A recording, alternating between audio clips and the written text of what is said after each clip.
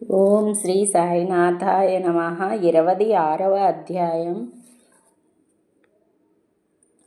శ్రీ సాయి సచ్చరిత్రం. అంతరిక పూజ. భక్తవంతు హరిశ్చంద్ర పితలే గోపాల అంబాడేకర్. ఈ విశ్వమందు కనిపించు ప్రతి వస్తువ కేవలం భగవంతుని మాయచే సృష్టింపబడినది.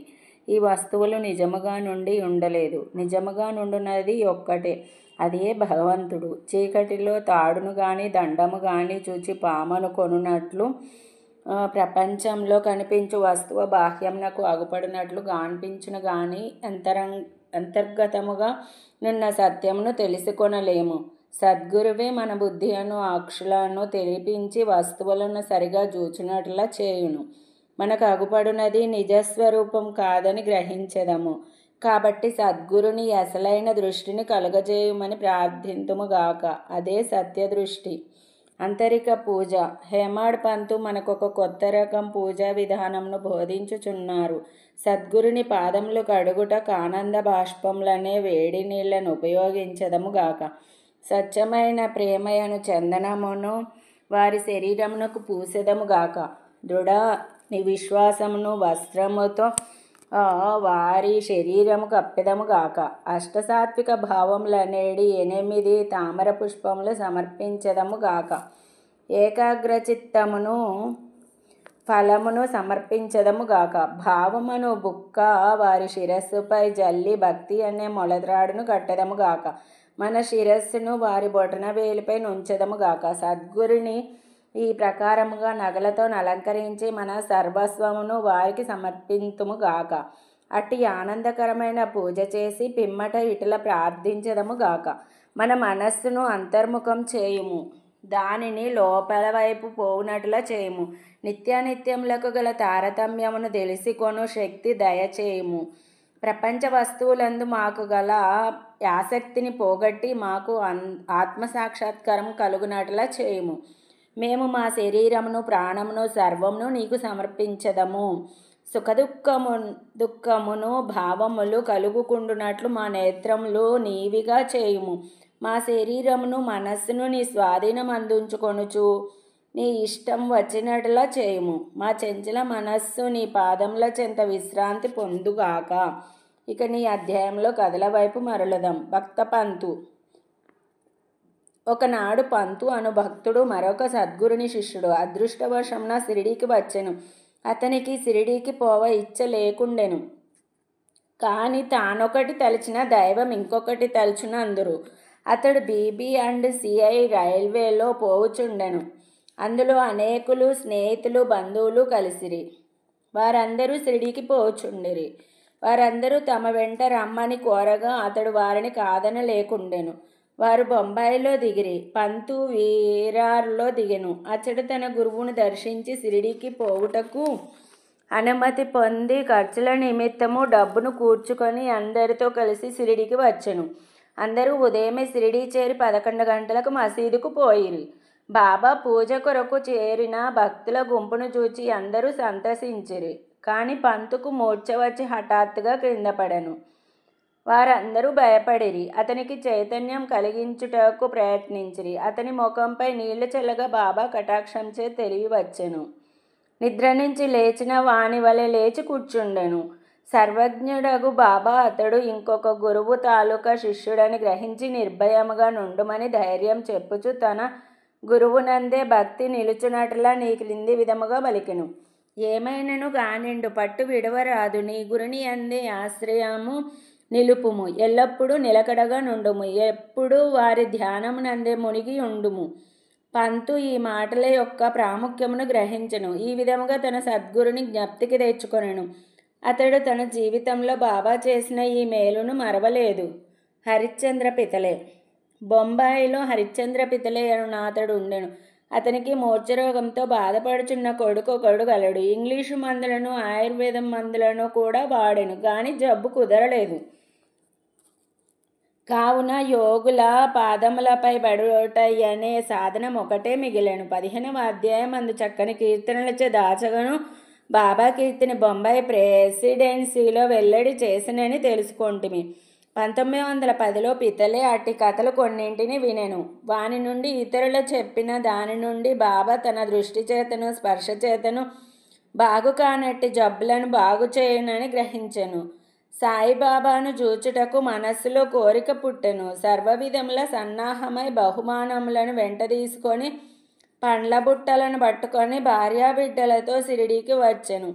అతడు మసీదుకు పోయెను. బాబాకు సాష్టాంగ నమస్కారం చేసెను. తన రోగి కొడుకును బాబా పాదములపై వైచెను. బాబా ఆ బిడ్డ వైపు చూడగానే ఒక వింత జరిగెను. పిల్లవాడు వెంటనే కండ్లు గిర్రున తిప్పి చైతన్యం తప్పి నేలపై పడెను. అతని నోట చొంగ కారెను. అతని శరీరమున చెమట పట్టెను. అతడు చచ్చిన వాని వలె పడెను. దీనిని చూచి తల్లిదండ్రులు మిక్కిలి భయపడిరి. అటువంటి మూర్ఛలు వచ్చుచుండెను గాని ఈ మూర్ఛ చాలాసేపటి వరకు ఉండెను. తల్లి కంటనీరు వరదలుగా కారుచుండెను. ఆమె ఏడ్చుటకు మొదలెడెను. ఆమె స్థితి దొంగల నుండి తప్పించుకొనవలెనని ఒక గృహములోనికి పరిగెత్తగా అది తన నెత్తిపై పడినట్లు పులికి భయపడి పారిపోయి కసాయివాని చేతిలో పడిన యావు వలె ఎండచే బాధపడి చెట్టు నీడకు పోగా నది బాటసారిపై పడినట్లు లేదా భక్తుడు దేవాలయంనకు పోగా అది వానిపై కూలినట్లుండెను. ఆమె ఇటు లేడ్చుచుండగా బాబా ఆమెనిట్లా ఓదార్చెను. ఇటు లేడవలదు, కొంతసేపు ఆగుము, ఓపికతో నుండుము, కుర్రవారిని బసకు తీసుకొని పొమ్ము, అరగంటలో వానికి చైతన్యం వచ్చును. బాబా చెప్పిన ప్రకారం వారు నెరవేర్చిరి. బాబా మాటలు యథార్థములయ్యెను. వాడాలోనికి తీసుకొని పోగానే కుర్రవానికి చైతన్యం వచ్చెను. పితలే బాబా దర్శనంనకై భార్యతో మసీదుకు వచ్చెను. వారు బాబా పాదములకు వినయముతో సాష్టాంగ నమస్కారం చేసి వారి పాదములను ఒత్తుచూ కూర్చుండిరి. మనస్సులో బాబా చేసిన ఉపకారమునకు నమస్కరించుచుండిరి. బాబా చిరునవ్వుతో ఇట్లనిరి, నీ ఆలోచనలు, సంశయములు, భయోత్పాతములు ఇప్పుడు చల్లబడినవా? ఎవరికైతే నమ్మకము, ఓపిక కలదో వారిని తప్పక భగవంతుడు రక్షించును. పితలే ధనికుడు, మర్యాద గలవాడు. అతడు అందరికీ అపరిమితముగా మిఠాయి పంచిపెట్టెను.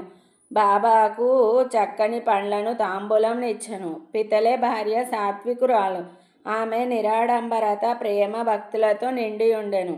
ఆమె స్తంభమునకు దగ్గరగా కూర్చొని బాబా వైపు దృష్టిని గిడ్చి కండ్ల నుండి ఆనంద బాష్పములు రాల్చుచుండెను. ఆమె స్నేహ ప్రేమ భావములను గని బాబా మిక్కిలి సంతృష్టి చెందెను.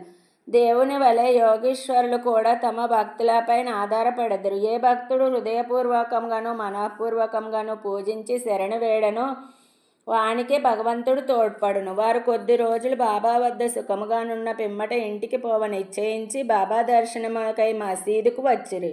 బాబా వారికి ఊది ప్రసాదం ఇచ్చి ఆశీర్వదించెను. పితలేను దగ్గరికి పిలిచి ఇట్లనెను, బాపు, అంతకుముందు 2 రూపాయలు ఇచ్చి ఉంటిని, ఇప్పుడు 3 రూపాయలు ఇచ్చుచున్నాను. వీనిని మీ పూజామందిరంలో పెట్టుకొని పూజింపు, నీవు మేలు పొందెదవు. పితలే వారిని ప్రసాదంగా నంగీకరించెను. బాబాకు సాష్టాంగ నమస్కారం చేసి ఆశీర్వాదములకై ప్రార్థించెను. ఇదే తాను షిరిడీ పోవుటకు మొదటిసారి గనక అంతకుముందు 2 రూపాయలు ఇచ్చినాను. బాబా మాటల అర్థమును గ్రహింపలేకుండెను. దీనిని తెలుసుకొనవలెనని కుతూహలపడెను. కానీ బాబా ఊరకొనెను. స్వగృహమునకు పోయి తన ముదుసలి తల్లికి వృత్తాంతమంతయు చెప్పి, బాబా అంతకు ముందు 2 రూపాయలు ఇచ్చినను, అది ఏమి అని అడిగెను. ఆమె తన పుత్రునితో ఇట్లనెను, నీ కొడుకుతో నీవిప్పుడు షిరిడీకి పోయినట్లు మీ తండ్రి నిన్ను తీసుకొని అక్కల్కోటకర్ మహారాజు గారి వద్దకు పోయెను. ఆ మహారాజు కూడా సిద్ధపురుషుడు, పూర్ణయోగి, సర్వజ్ఞుడు, దయాళువు. మీ తండ్రి నిర్మలమైన భక్తుడు గనక ఆయన పూజను స్వామి ఆమోదించిరి. వారు మీ తండ్రికి 2 రూపాయలు ఇచ్చి మందిరంలో పెట్టి పూజింపమన్రి. మీ తండ్రి గారు చనిపోవు వరకు వారిని పూజించుచుండిరి. అటు పిమ్మట పూజ ఆగిపోయినది, రూపాయలు పోయినవి. కొన్ని సంవత్సరముల పిమ్మట రూపాయల సంగతి పూర్తిగా మరచితిమి. నీవు అదృష్టవంతుడు వగుటచే అక్కల్కోటకర్ మహారాజు శ్రీ సాయి రూపంలో కనిపించి నీ కర్తవ్యంను జ్ఞప్తికి తెచ్చి నీ కష్టములను తప్పించి జూచుచున్నారు. కాబట్టి ఇక మీదట జాగ్రత్తగా నుండుము, సంశయములను దురాలోచనలను విడువుము. మీ తాత ముత్తాతల ఆచారం ప్రకారం నడువుము. సత్ప్రవర్తనమును అవలంబింపుము. కుటుంబ దైవములను పూజింపుము. రూపాయలను పూజింపుము. వాని విలువను గ్రహించి వాటిని శ్రద్ధగా పూజించి మహాత్ముల ఆశీర్వచనము దొరికినందుకు గర్వించుము. శ్రీ సాయి నీలోనున్న భక్తిని మేల్కొల్పినారు.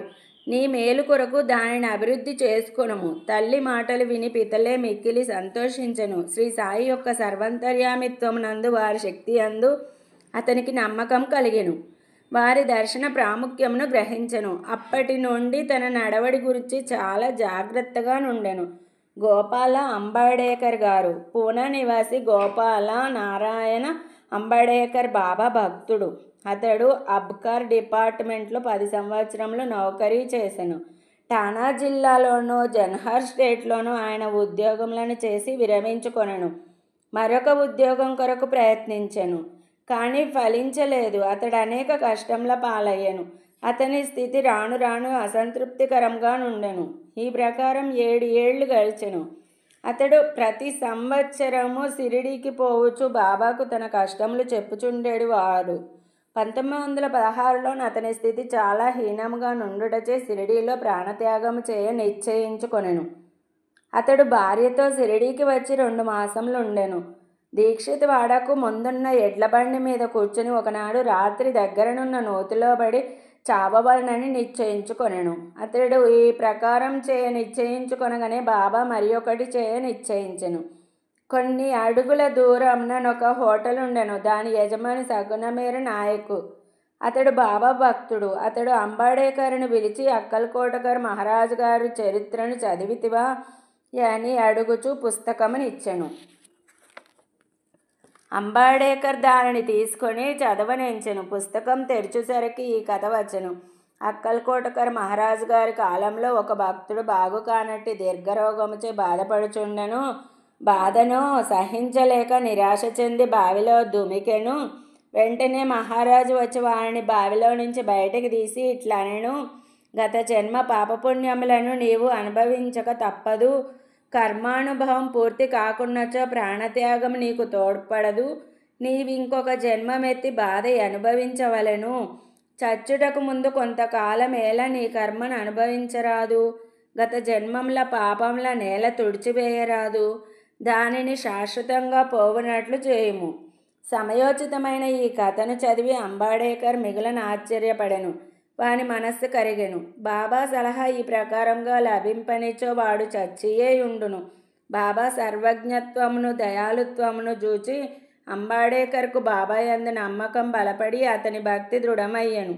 అతని తండ్రి అక్కల్కోటకర్ మహారాజు భక్తుడు కాన కొడుకు కూడా తండ్రి వలె భక్తుడు కావాలనని బాబా కోరిక. అతడు బాబా ఆశీర్వచనము పొందెను. వాని శ్రేయస్సు వృద్ధి పొందెను. జ్యోతిష్యం చదివి అందులో ప్రావీణ్యం సంపాదించి దాని ద్వారా తన పరిస్థితి బాగు చేసుకొనెను. కావలసినంత ధనమును సంపాదించుకొనగలిగెను. మిగతా జీవితం అంతయు సుఖముగా గడిపెను. 26వ అధ్యాయం సంపూర్ణం. సద్గురు శ్రీ సాయినాథార్పణమస్తు. శుభం భవత్. Thanks for watching Devotional Updates channel. Please like, share and subscribe to this channel for more updates. Thank you.